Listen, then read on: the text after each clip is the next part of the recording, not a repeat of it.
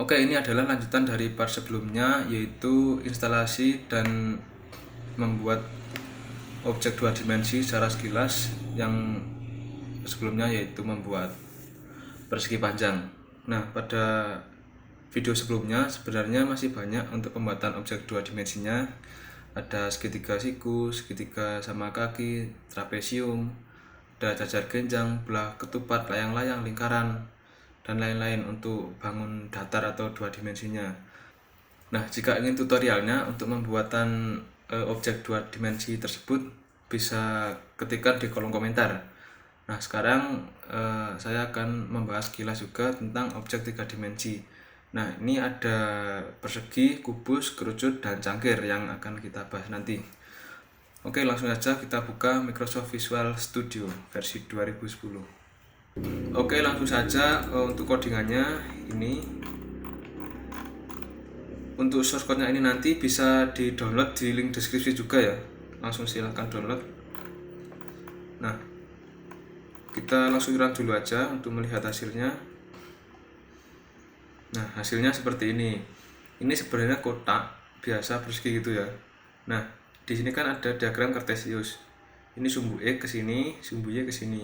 Nah, untuk sumbu Y ini ada perputaran counterclockwise 20 derajat. Jadi muter ngiri gini 20 derajat. Sebenarnya ini kotak, karena muter ngiri maka yang kanan ini terlihat jauh.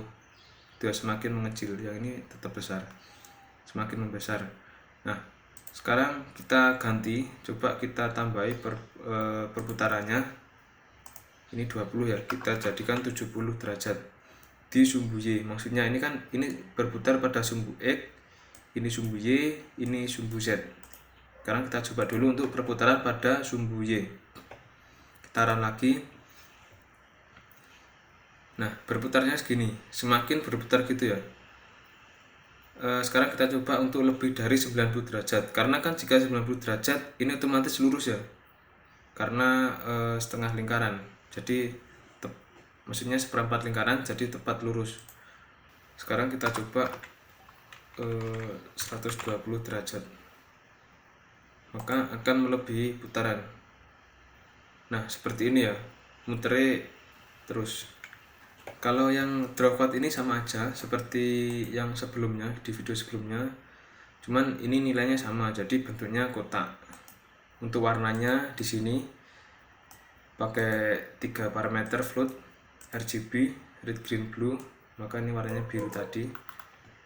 Nah, di sini untuk yang void my keyboard ini untuk menginisialisasikan bahwa bisa dikendalikan menggunakan keyboard, maksudnya inputannya. Jadi jika ditekan keyboard huruf D kecil ya, bukan D kapital, maka Z plus sama dengan 1. Nah, plusnya Z ini parameternya pada transat F ini. Jadi pada sumbu Z, karena ini tambah maka semakin besar, semakin mendekat gitu ya. Kalau C semakin menjauh Z-nya karena dikurangi 1. Kita coba aja, kita klik D dan J nanti. Ketika saya tekan D pada keyboard, maka akan semakin kayak zoom. Jadi ke sumbu Z-nya itu kan sumbu ke sini ya, ke depan belakang itu sumbu Z. Kita klik J, maka akan semakin jauh. Nah, ini ya, J, D. Nah, itu adalah penggunaan atau perpindahan menggunakan translate F ini tadi, menggunakan bilangan float. Ini sebenarnya bisa koma untuk parameternya ini pada sumbu Z. Kalau sumbu X otomatis akan bergeser ke kanan kiri, kalau Y ke atas bawah, kalau Z ke depan belakang. Oke, itu aja untuk rotate F ini tadi perputarannya. Drawpad ini untuk menjalankan function ini. Oke, selanjutnya kita akan buat untuk kubus. Nah, ini adalah kubus. Coba kita langsung run aja. Nah, kubusnya kecil, kita perbesar dengan navigasi atas. Nah, kenapa navigasi atas? Karena pada codingannya tadi kita inisialisasikan menggunakan navigasi atas atau panah atas. Nah, ini panah bawah, panah atas. Nah, untuk perputarannya ini saya setting menjadi 3, jadi bisa di sumbu X, Y, dan Z. Contoh di sumbu X, maka akan berputar seperti ini. Nah, ini ketika saya tekan tombol pada keyboard huruf X, jadi berputar pada sumbu yang ke kanan ini, perputarannya gini ya. Nah, ketika saya tekan huruf Z, maka akan berputar pada sumbu Z. Nah, gini muternya. Sekarang kita coba sumbu Y. Nah, muternya gini pada sumbu yang berdiri. Nah, itu tadi kubus. Untuk penjelasan source code-nya, kalau bahas satu persatu kayaknya panjang videonya. Ini saya sekilas saja. Nah, untuk render skin ini untuk membuat objek kubusnya, membuat garisnya pakai ini ya. Jadi sudah ada namanya Gludeware, itu bawaan dari function Glued-nya ya. Jadi tinggal ketikkan ini Gludeware kub 4, otomatis akan terbentuk kubus. Nah, lalu untuk GL color 3F ini sama aja untuk membuat warnanya. Rotate F untuk perputarannya, translate F untuk perpindahannya gitu. Perbedaannya sumbu Z tadi untuk ke depan belakang. Jadi jika di sumbu Z semakin banyak, otomatis semakin ke depan, semakin besar. Nah, untuk inisialisasinya menggunakan ini. Jadi void my keyboard ini untuk menginisialisasikan keyboard selain navigasi. Jadi gitu. Nah, untuk my special keyboard ini bisa untuk Glued key up ini yang navigasi atas, Glued key down untuk yang bawah, ada Glued key left dan Glued key right. Ini untuk ke kanan kiri. Nah, ini untuk parameter Z tadi. Jika parameternya Z negatif, jika ditekan navigasi bawah maka Z dikurangi 5. Itu sekali tekan lagi kurangi 5 lagi. Jadi gitu cara kerjanya untuk perpindahan pada sumbu Z. Nah, untuk selanjutnya itu coba kita kerucut. Nah, itu kerucut, coba kita run dulu aja, kita lihat. Nah, kerucutnya hilang. Kita perbesar dulu. Sekarang kita coba untuk rotasikan. Ini kerucutnya datar ya, nggak ada sudutnya. Kita tambahkan sudut dengan navigasi atas, kita tekan. Nah, ini sudutnya. Oh, sorry, kebalik. Nah, gini. Nah, kita klik navigasi atas, kita tekan, maka akan semakin tinggi. Kalau kita tekan navigasi bawah, maka semakin pendek. Begitu juga untuk yang alasnya, diameternya kita klik navigasi kiri semakin kecil, navigasi kanan semakin besar.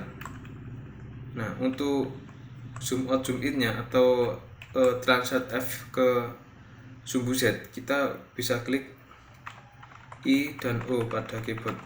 Ini O, jadi semakin jauh, geser ke jauh gitu ya sumbu Z, negatif. Nah, ini plusnya.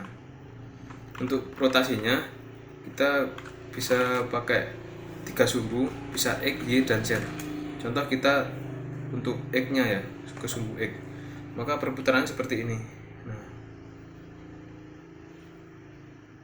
kalau sumbu Y seperti ini. Nah, muternya sumbu yang berdiri atau vertikal. Untuk sumbu Z nya seperti ini. Nah, muternya di sumbu Z. Codingannya bisa disesuaikan ini. Lalu untuk pembuatan kerucutan tadi menggunakan ini, Gludeware Con. Sebenarnya masih banyak ini untuk Glued yang wire untuk membuat apa aja. Nanti saya sebutkan juga, tapi nggak semuanya dibahas.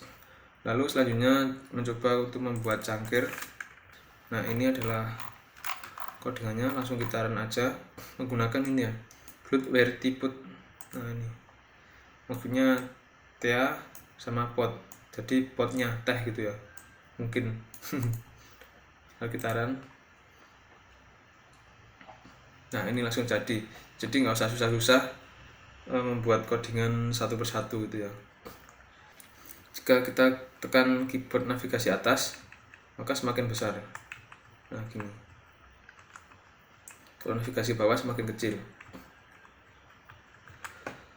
Untuk perputarannya bisa menggunakan X, Y, Z ya. Untuk sumbu X muternya gini, kita zoom out dikit, nah muternya gini, sumbu X. Kalau sumbu Z muternya gini, nah sama aja muternya pada sumbu Z. Kalau Y seperti ini.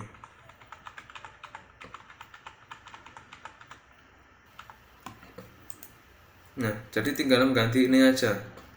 Yang pada void display-nya ini function display bisa diganti ini saja, sudah terganti atau sudah langsung otomatis jadi. Nah ini adalah salah satu kemudahan menggunakan Glut ini.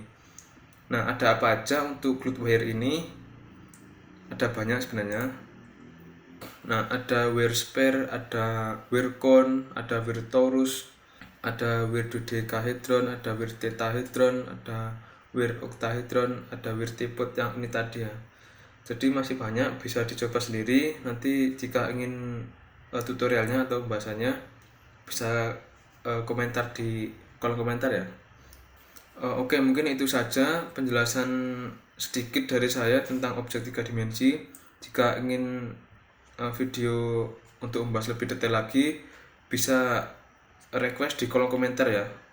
Oke, dan jangan lupa download source code-nya agar bisa dipelajari lagi atau diubah-ubah source code-nya biar lebih paham lagi. Oke, terima kasih dari saya Mario Fernando. Wassalamualaikum warahmatullahi wabarakatuh.